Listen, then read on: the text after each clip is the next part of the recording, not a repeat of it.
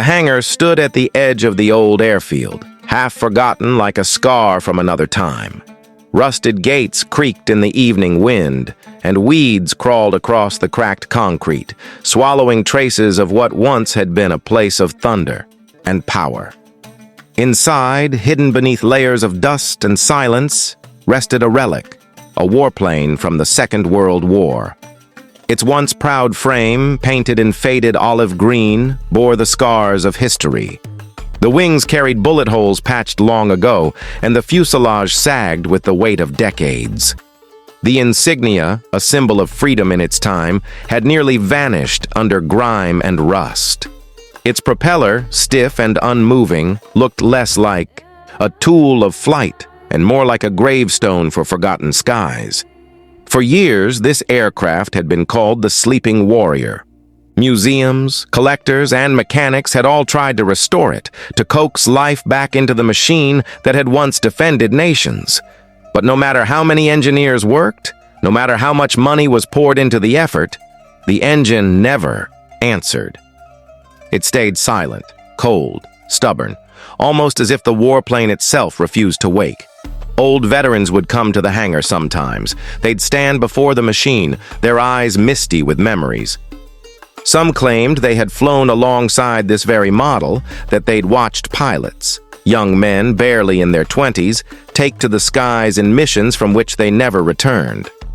The stories hung in the air, heavy and unspoken, as though the aircraft still carried their voices within its steel bones.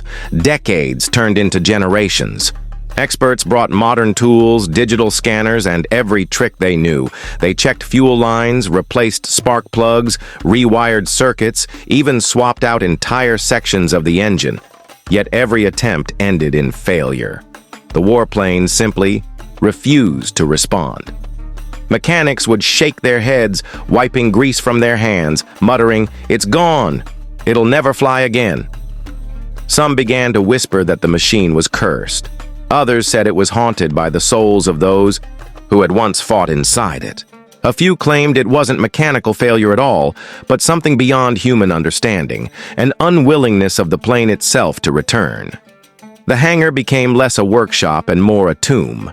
Dust thickened, cobwebs clung to corners, and the yummy smell of rust and oil grew overpowering.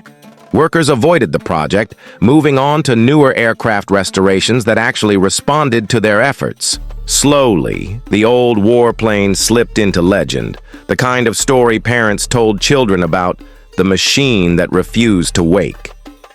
And yet, despite the neglect, no one could bring themselves to destroy it. There was something sacred about it, something untouchable. Museums made offers, private collectors waived money, but the airfield's caretakers refused. "It belongs here," they always said. "It's waiting for something." Every now and then, curious visitors would come. Some were history enthusiasts, others aviation fans, and a few simply stumbled upon the hangar by chance.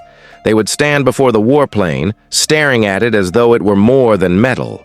Many admitted to feeling a strange energy in the air, a hush that wrapped around them the moment they stepped close. But one question always echoed: why would this machine not respond? No one had the answer. The truth, though hidden, was that this warplane had a story written deep into its engine, a story no one had fully uncovered. The pilot who once commanded it had not been just another soldier.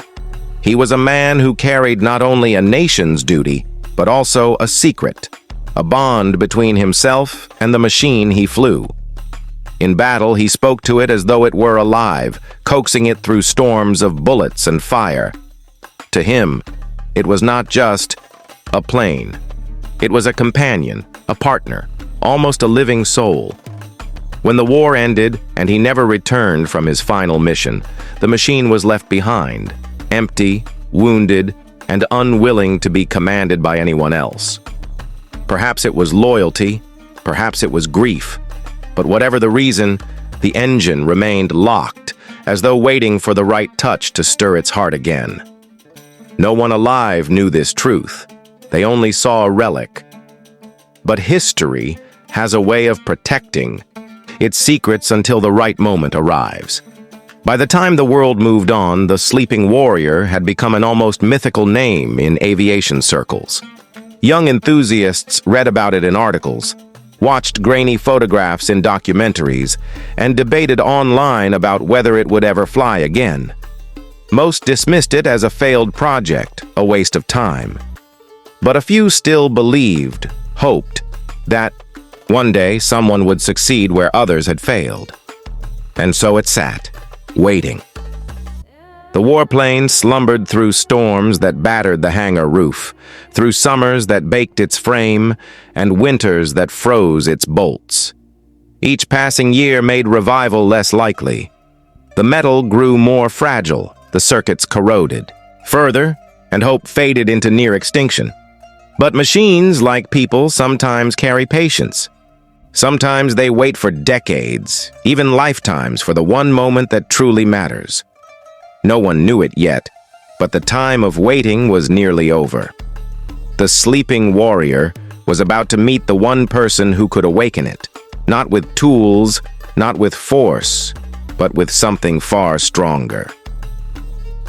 It was a quiet morning at the old airfield. Sunlight filtered through the dusty windows of the hangar, casting long, golden beams that danced over the abandoned warplane. The air smelled faintly of oil, rust, and the ghosts of history. Most days, no one came here. The world had long since moved on, leaving the sleeping warrior to its endless slumber. But today was different. She stepped onto the cracked concrete floor with careful, deliberate steps.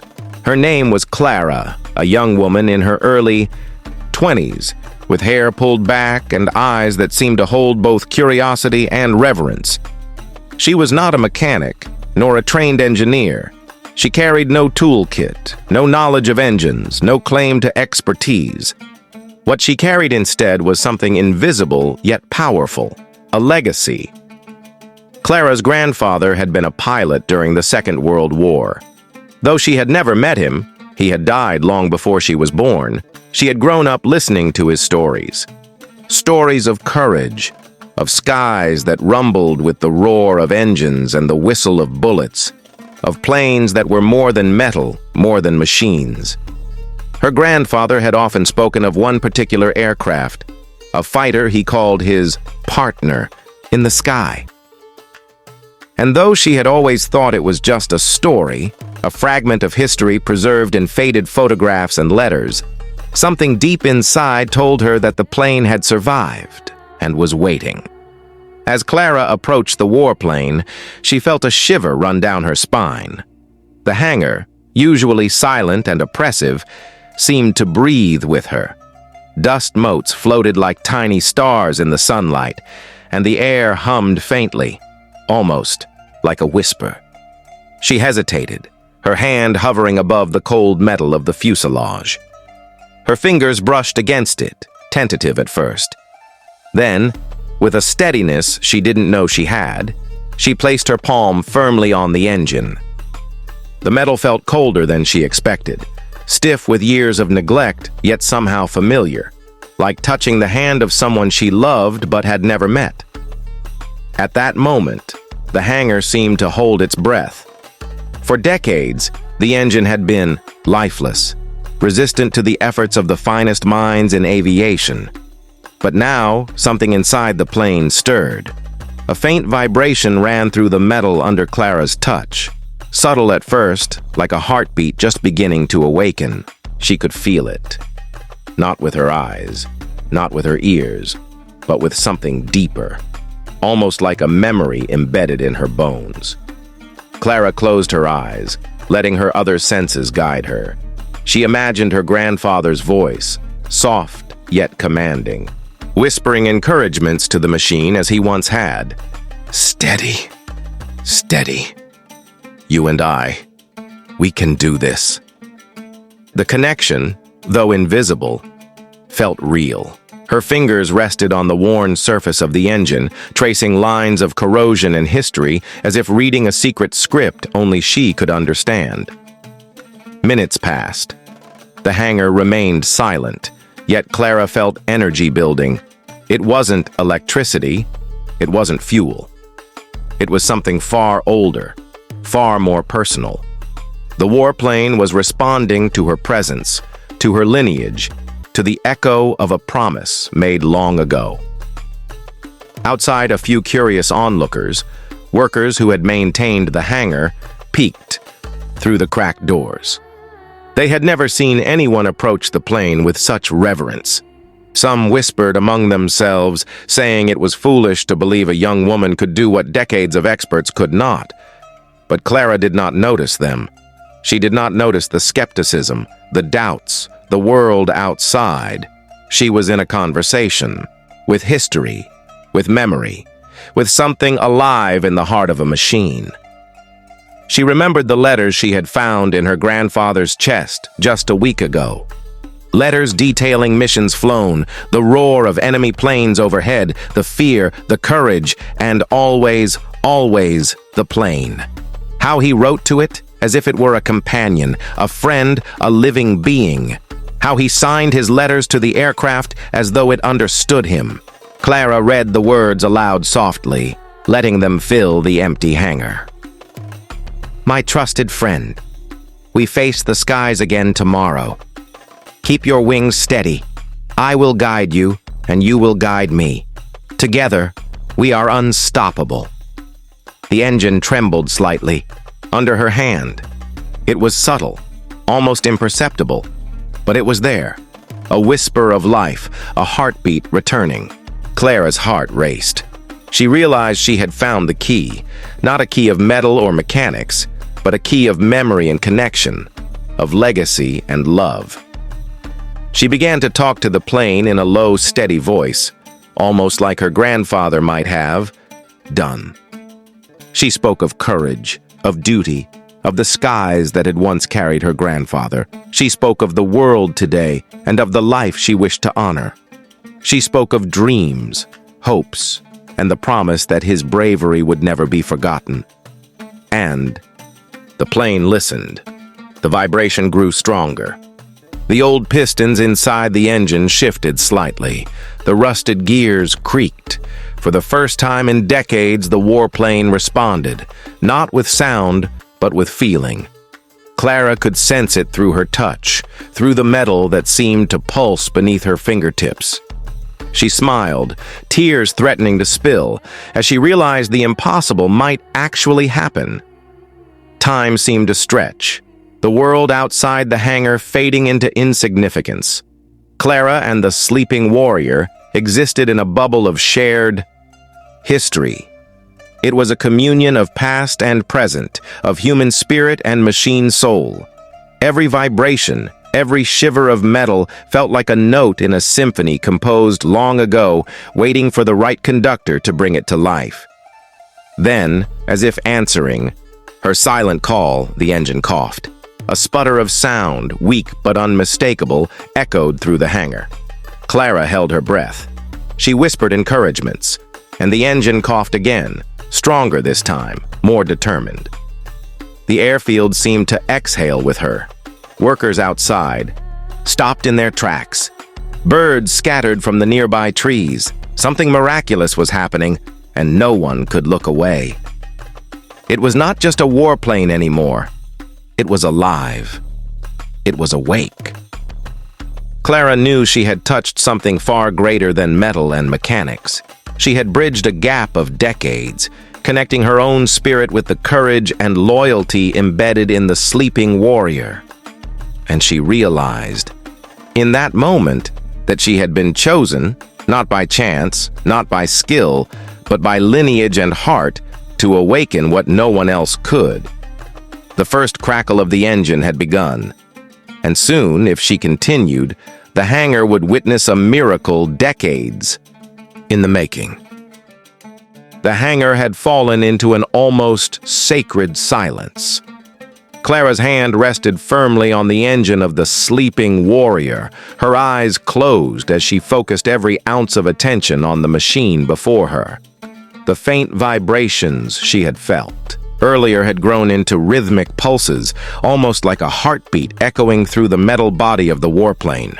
The decades of rust and silence seemed to tremble with anticipation. Outside, a small crowd had gathered, workers, aviation enthusiasts, and a few curious passers-by. They had come to witness something extraordinary, though none of them truly understood what was about to happen. Even the most skeptical onlookers felt a chill of expectation ripple through them, as if history itself had called them to bear witness. Clara opened her eyes and took a deep breath. She could feel it now, a connection that went beyond mechanics, beyond engineering. This plane, this relic of war, had waited decades for someone who carried not just the memory of its past, but the heart of its original pilot. And now, in her hands, the dormant spirit of the aircraft stirred. The first sputter of the engine had already startled some of the onlookers. A faint cough, weak and uncertain, rose from the warplane's core. Clara whispered softly, "Steady. I'm here. We're together." Her words, though quiet, seemed to reach into the heart of the machine. The engine sputtered again, stronger, this time. Metal groaned as pistons shifted. Gears creaked as if waking from a deep slumber, and the air filled with the scent of fuel and oil, a smell that carried memories of skies once conquered. The warplane's body shuddered, and a low hum began to resonate from within. Clara's pulse quickened. Every fiber of her being was attuned to the engine's rhythm. She felt it respond to her presence, almost like a living creature recognizing a friend after years of absence. She began to speak again, softly at first, then with increasing confidence. "I know you've waited. I know it's been too long, but we can do this. I will honor him, honor you. Let's rise together." The engine roared back, a tremor of sound that made the hangar walls shiver. Sparks danced along the corroded wires, and a thin plume of smoke curled from the exhaust. The crowd outside gasped, some stepping back in awe, others frozen with disbelief. The impossible was happening before their eyes. The warplane, silent for decades, was coming alive. Clara pressed her hands more firmly against the engine, feeling the raw power thrumming beneath her palms. It was as though every bolt, every piston, every inch of metal remembered the sky. Memories of aerial battles, of dogfights, of missions that had once seemed eternal, now coursed through the machine. The warplane was remembering its purpose, its spirit reigniting after decades of waiting. Outside, the sunlight seemed to bend, filtering through the hangar windows and glinting off the polished edges of the aircraft. Dust particles danced like tiny stars, creating an ethereal glow around the awakening machine. Clara's eyes filled with tears, not of sadness, but of triumph and connection. She could almost hear her grandfather's voice, steady and proud, guiding her hand, guiding the engine, guiding them both. The hum became a growl. The growl became a roar. The engine had fully awakened. The warplane shuddered, flexing its wings, as though stretching after a long rest. Clara stepped back slightly, her hands still lightly touching the fuselage, feeling the warmth and vibration that now radiated from the heart of the machine. "Thank you," she whispered, tears streaming down her face. "We did it!" The crowd erupted into applause, some cheering, some crying, unable to contain their emotions. Photographers raised cameras, capturing a moment that would become legendary. But Clara barely noticed them. Her attention was wholly with the plane, with the life she had helped restore. Slowly, carefully, she climbed into the cockpit, her hands steady despite the adrenaline surging through her veins. She remembered the letters, the stories, the tales of bravery that her grandfather had left behind. Every movement was guided by instinct and memory, as though the plane itself were teaching her how to honor its history. She started the final systems, checking the instruments, feeling the vibration and power as the engine settled into a steady purr. The warplane was ready. Not just ready, but eager. The roar of decades of silence had been replaced with the steady hum of life, a testament to patience, courage, and connection. The ground beneath her seemed to vibrate as the plane taxied slowly toward the open runway. Clara's heart raced, with excitement, fear, and reverence.